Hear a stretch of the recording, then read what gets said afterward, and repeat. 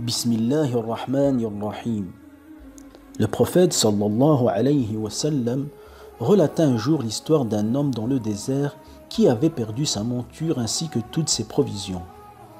Étant en plein milieu du désert, l'homme était désespéré et attendait la mort.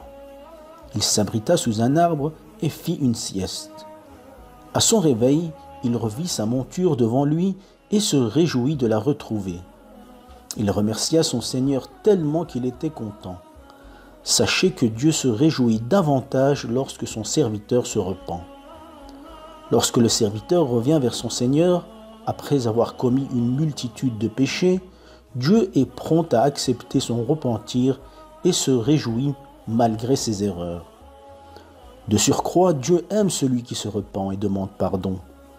Notre Seigneur est clément et indulgent.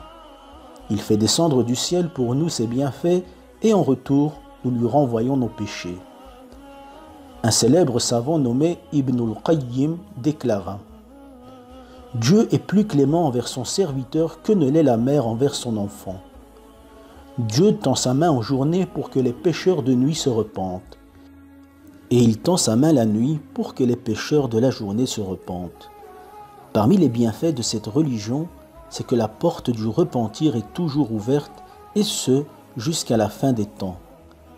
La clémence divine dépasse toute chose. Dieu veut nous pardonner.